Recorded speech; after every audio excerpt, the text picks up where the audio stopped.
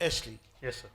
SAPS. Yes, sir. What were you doing there? I was employed for the division training.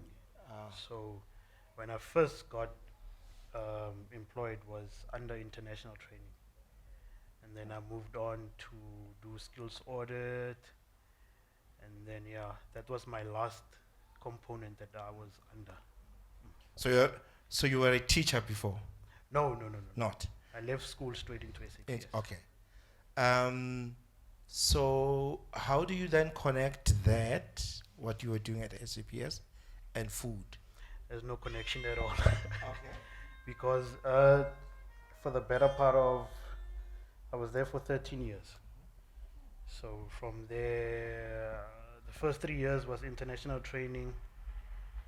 From 2009 to 2014 was uh, it was curriculum standards, and then from 2015 up until 2019 was skills audit. So Okay. there's no relation to what I'm So doing how now. did you then decide food as a business? Oh well, I saw a gap. I saw a gap, and I saw guys like Boligis already started their own thing. So I felt like, okay, let me try something different and see how people react to it. And Okay, and then at what point do you decide I'm resigning? I'm going to do this full time. then I came back from leave January 2019. Same day, Was it a New Year's resolution? yeah.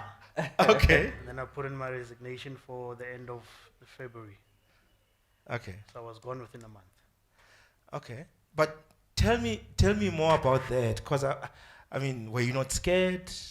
Yeah, I mean, obviously, I was called in. There was one general that called me in and asked me if I'm really sure if I wanted to leave.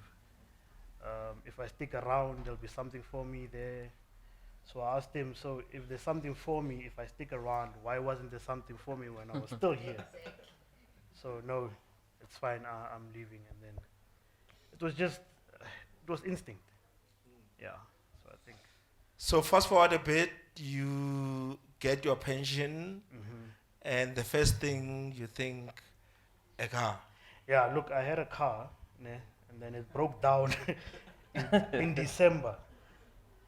I think I needed about 25,000 to fix that car. I won. So instead of waiting for now when I get my pension to fix that car, I sold it. I sold it, and then my birthday is on Feb. I used that money for my birthday. So I enjoyed my birthday that year. uh, the thing is, when my last day in the SAPS was today, Kausani, I received my pension because I had somebody at GPF who could do that for me, who could just process my things quicker.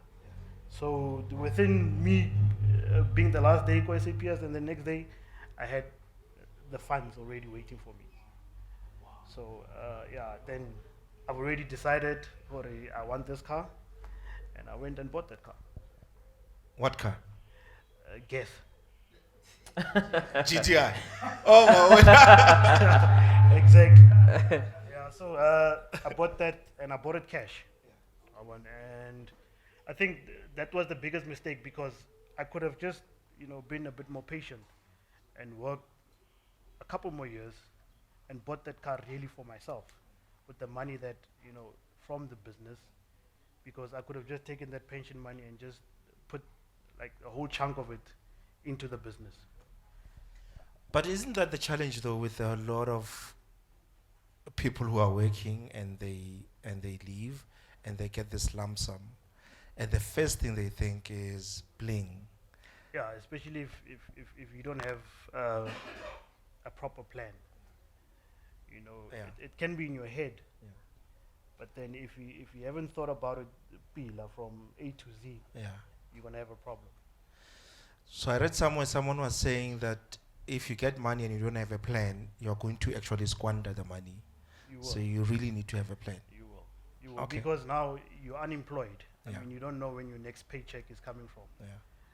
you have to depend on yourself and your business in order. Yeah. Tshwantse o patele bjano. Yeah. I suddenly month end, hore 2,000 from your salary. Now you have to really put in the work in order for you to get that 2,000 rand. Where's the car now? That car was gone in 12 months How? because now the business was suffering, so I needed funds to put back now into the business. So So you lost. sold, yeah. Yeah, I lost. Sure. I sold it and I lost a couple of. That must have been a painful experience, though. It's a car. Mm. I can still buy probably a much better one in a couple of years. So Okay. But losing the money. yeah, Yeah. painful. Okay. Mr. T, Eta. so before I get into your talk, so we are Facebook friends. So I don't post quite a lot, but I saw you posted something. I'm like, I'm going to ask you about this when I get a chance. Sure. You posted something, and I'm paraphrasing. You posted something about arrogance. Mhm. That at some point when you were young, you were very arrogant and dismissive of people. Like if people did not, if you didn't feel them, you were like, I don't care, Sure. Please explain that to us, because I found that to be, it's not very often that people Yeah. accept their weakness. And I remember I said something like that, but I think I get the theme of what I was saying. So, look, I come from a background, accounting. You're supposed to follow accounting and get a job, blah, blah, blah, blah. I worked probably in accounting for like maybe 2 years. And I was a DJ, I was making clothes. And imagine you living that world of you having sort of a secure job or secure career, and you're going to clothing, and no one around you is a DJ, no one around you is into clothing, or maybe the DJs are not doing so well. So when people speak negatively of where you want to go, I think you develop this protective layer wherein you just want to dismiss everyone. But now you end up dismissing people who really can give you good advice. I think that's the theme of it. Now, in hindsight, yes, I'm a bit. I've got a protective layer. Probably it's still a bit of arrogance, but I know who to listen to, and I know how to read when someone who's got good intentions of giving me advice. So it's just that, because you can't. People have got advice about everything, so you can't listen to them every day. So I think socially I'm a very social person. So you go from person 1, 2, 3 in a day. Everyone is just trying to give you their ideas. A house business, think of it this way: someone is employed, and then here you are, a full-time entrepreneur. They're asking you, how's business? You can't say if you say it's bad, and then they're gonna give you many other options that you take. So you sort of you look at what stories to sort of present to people so that they don't sort of ask about your business. okay, so but then how do you distinguish which advice to listen to and which one to ignore? Like, why should we listen to your advice now, for instance? Oh, me. Me, like everything I speak about, it's based off of experience. Entrepreneurship, I would say, it's a very independent and sovereign world.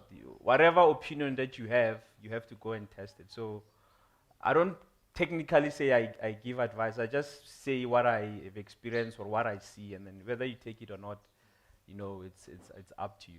Yeah. All right. So back to your talk. So Sure. you ask these guys for a lift. You get in there. You come out. They are gone. Yeah.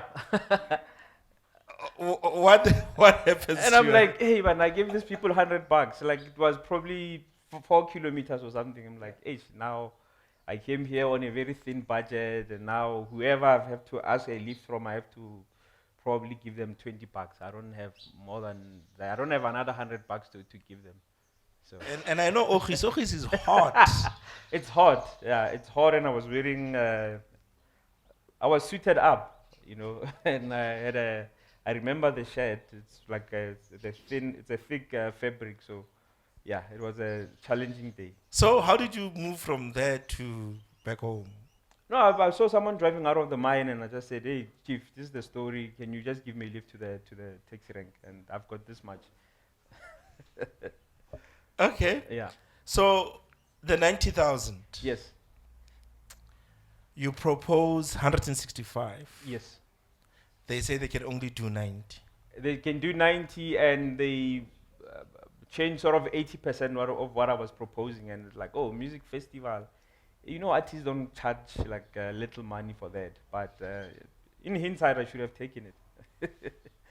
So you then propose 130. I said 130. Well, it was just a bit of me trying to be a negotiator. Okay. Yeah. You know what I realized that maybe the mine there they wanted a bit of PR, not necessarily community development projects, because that was a very technical project. So they wanted something that will make them look good. And I've come across many other clients that want that, and now I give them whatever they want.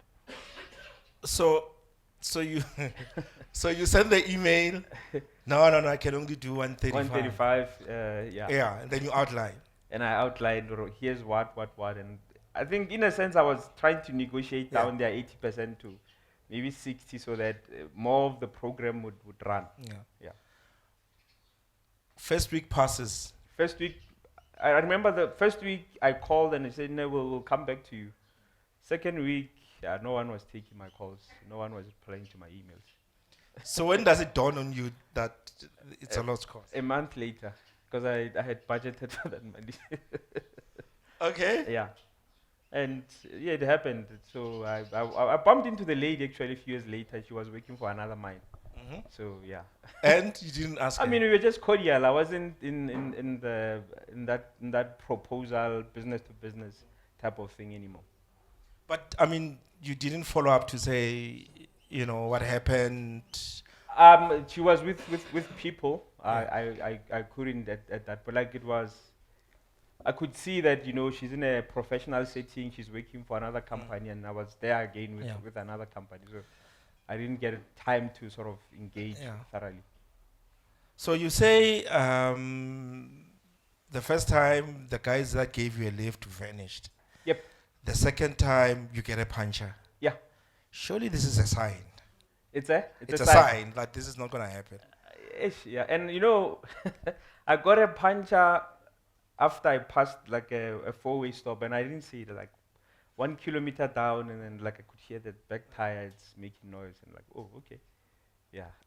But you still kept on going. Third sign, yeah. It was the third sign. Stop sign, Yes. puncher. Okay. Hopefully you had a spare wheel. I had a spare wheel, Okay. yeah. All right. So the books. Mhm. Tell us about what happened in COVID. I mean, as an author, you write books, publish them, you get paid over after 90 days, Sure. within 90 days. COVID, we can't buy books because we are all locked Yes. somewhere, which means you are not getting money in 90 days, right? What happens? Do they bring your books back? How does that work? So maybe to explain it a bit thoroughly, from lockdown happened when in March, right? Up until probably July, I was receiving money because it was sort of back-end orders. But now bookstores were closed. I think most of the CNA stores closed down completely. So what they do is that they take the books back to you. So you've got one account where you've got maybe 20 different titles. Whatever they bring back, because they've already paid you the money, they just deduct it from the amount that you were supposed to get. And from 2020, 2021, I was sitting on negative, so I had like negative. With the Don't be with the shy. distributor. Negative, how much? Hey, because now I'm revealing my business. But Someone wants to be an author here, so they need to sort of. so it's not only my books, so it's many other people's books. So at some point it was around negative 150. I mean, 150, 150? 150,000. 150,000. Yeah. Sure. Yeah.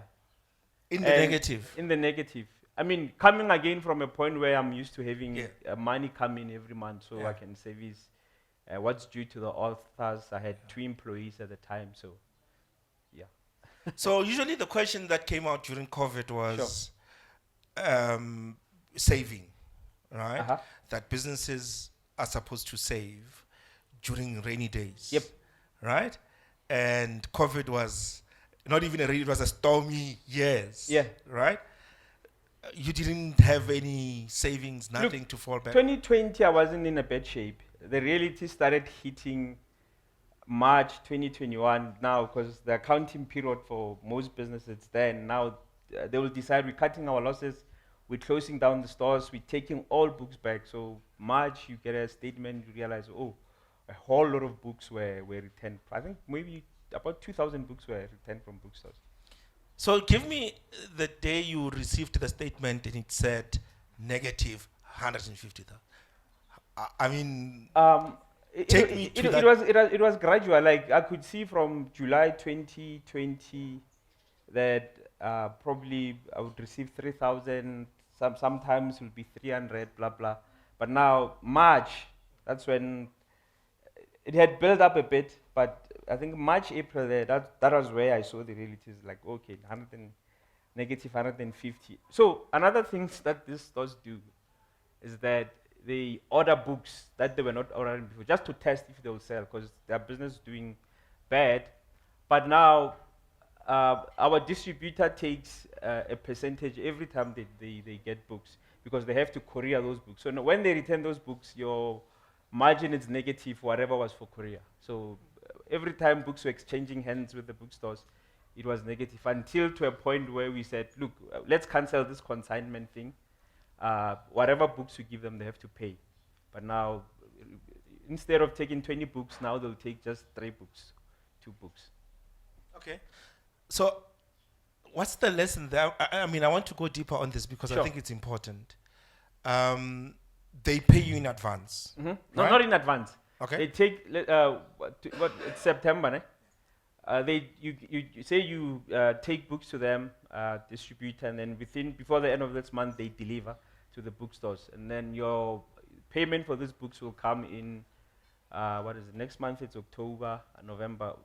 No later than the 7th of December. That's when you'll get your money. Paid. Yes. So, are you getting paid for the books that have been sold to the customers? That have been sold to the bookstores. Okay. Yes. So, when they return the books, didn't they buy the books? Why? Well, it's a contract. They have a right to do that. Okay. Yeah. Did you read the contract? Did you understand that? I understood the contract. Okay. Yeah. And look, here's the thing: you don't really have a choice, because all distributors work like that, and I don't blame them. Also, they have to sort of put a layer of protection on their business. Okay. Yeah. All right. Any questions? Anyone with a question or questions or statements? So we have one there. 2, 3. Okay. Let's do 3 questions and then we'll do also a round. How did you survive COVID, Ashley? Can you hear me? Backdoor sales. So what we Take did, it or leave it. yeah, what we did was we put on Facebook on our page to say, "Hore, you can call and come collect." You know, and then we'd not use the main entrance to the shop, but we use the other side, back, the yeah. back door. Yeah.